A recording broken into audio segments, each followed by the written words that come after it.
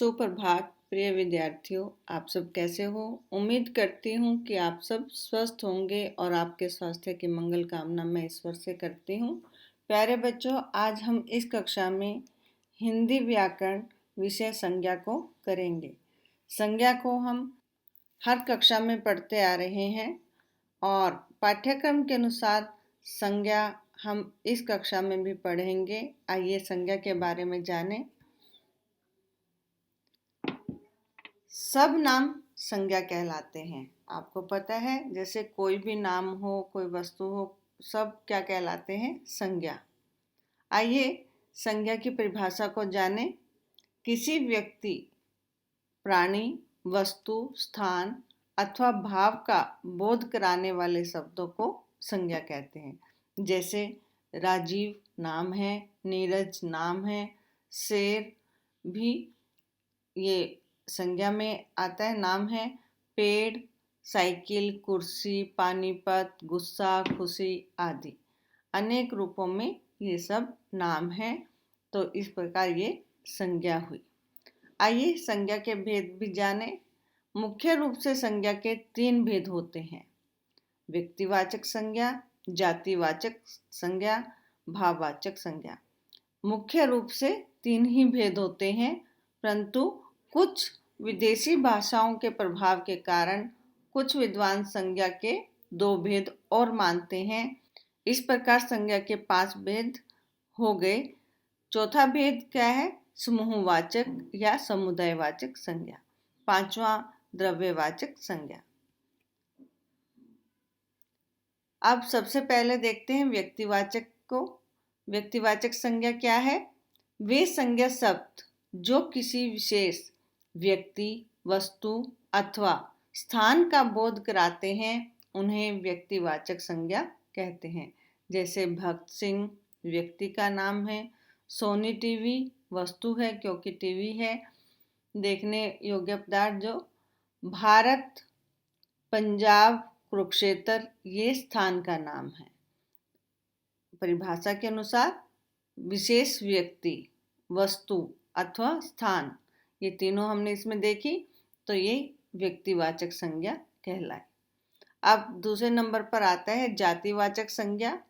जो शब्द किसी संपूर्ण जाति का बोध कराए, कि पूरी एक जाति का हमें ज्ञान करवाता है, उसे जातिवाचक संज्ञा कहते हैं। जैसे पशु, पशु में कोई भी हो सकता है। पक्षी, पक्षी में कोई भी पक्षी, एक जाति दे दी पक्षी।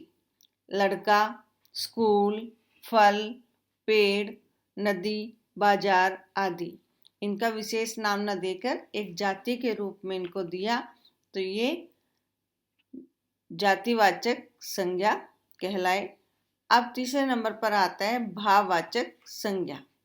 भाववाचक संज्ञा क्या है? जो शब्द मन के भाव, किसी गुण या दुर्गुण अथवा अवस्था का, स्थिति का बोध कराए, उसे भाववाचक संज्ञा कहते हैं।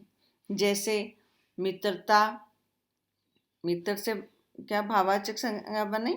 मित्रता, शत्रुता, गर्मी, सर्दी, बचपन, जवानी, बुढ़ापा आदि। चौथे नंबर पर आता है समूहवाचक या समुदायवाचक संज्ञा। हमने कुछ विशेष संज्ञाओं में रखा इन्हें। जो शब्द किसी समूह या समुदाय का बोध, ज्ञान कराते हैं, किसी एक ग्रुप का जब हमें ज्ञान होता है, उन्हें हम समूहवाचक संज्ञा कहते हैं। जैसे पुलिस, बहुत सारे लोग एक ग्रुप में आए तो उसे हमने पुलिस कहा। कहीं पर बहुत सारे लोग इकट्ठे होते हैं, भीड़। परिवार क्योंकि उसमें बहुत सारे लोग रहते हैं जिन्हें हम परिवार कहते हैं। इसी तरह सेना, काफिला आदि। 5वें नंबर पर आता है द्रव्यवाचक संज्ञा। जो शब्द किसी द्रव्य या पदार्थ का बोध कराते हैं, किसी जैसे तरल, ठोस पदार्थों का ज्ञान कराते हैं, उन्हें द्रव्यवाचक संज्ञा कहते हैं। जैसे चावल, दूध, पीतल, सोना, चांदी, तेल, पानी आदि।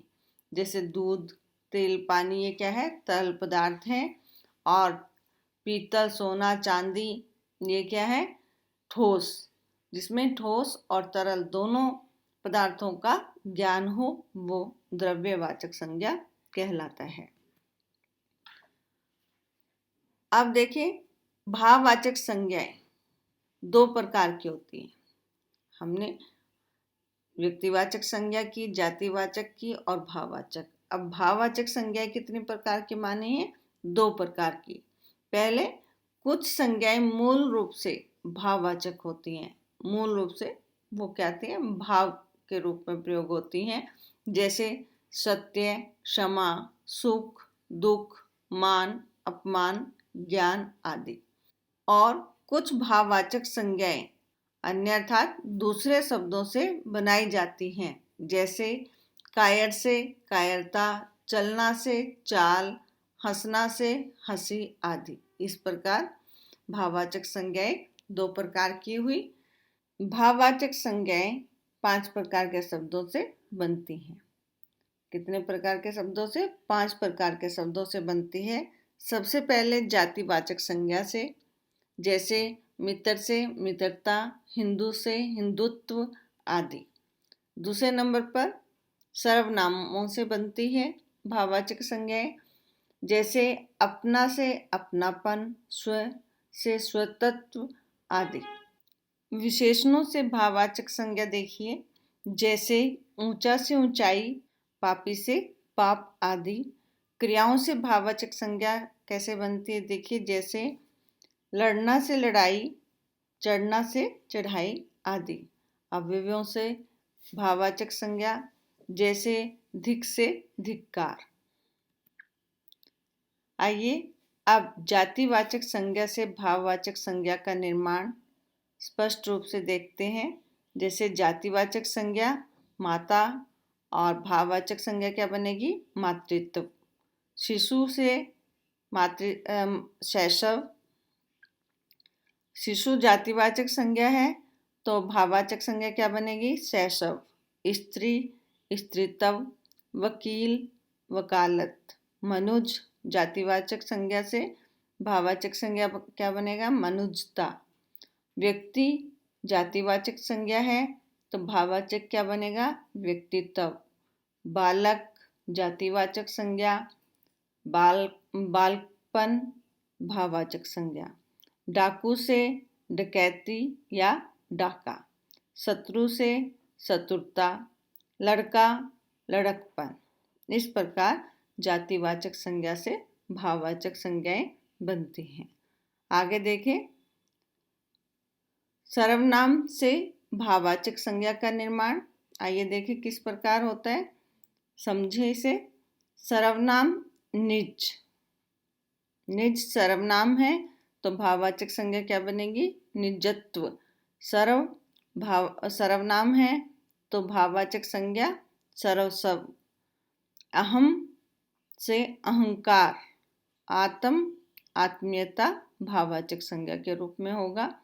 मम सर्वनाम है तो क्या भाववाचक संज्ञा बनेगी? ममत्व या ममता। अपना सर्वनाम है, भाववाचक संज्ञा क्या होगी? अपनापन या अपनत्व।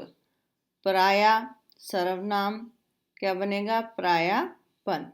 आइए तीसरे नंबर पर देखें, विशेषण से भाववाचक संज्ञा का निर्माण। जैसे विशेषण है हरा, भाववाचक संज्ञा क्या बनेगी? हरियाली। उदार विशेषण है तो भाववाचक संज्ञा उदारता। आवश्यक से आवश्यकता। वाचाल विशेषण है तो भाववाचक संज्ञा क्या बनेगी? वाचालता। आलस्य से आलसी। समझे? भयानक से भय। मधुर विशेषण है तो भाववाचक संज्ञा बनेगी मधुरता। विद्वान विशेषण है तो भाववाचक संज्ञा क्या होगी? विद्वत्ता। चतुर विशेषण, भाववाचक संज्ञा चतुराई। भला विशेषण, भाववाचक संज्ञा क्या हुई? भलाई। खट्टा से खट्टास, खट्टा विशेषण है तो भाववाचक संज्ञा क्या है? खट्टास। युवा विशेषण है तो भाववाचक संज्ञा यौवन। अब चौथे नंबर पर देखें, क्रिया से भाववाचक संज्ञा का निर्माण। क्रिया उड़ाना, भाववाचक संज्ञा क्या है? उड़ान। लेना देना क्रिया होती है, भाववाचक संज्ञा क्या होगी? लेन देन।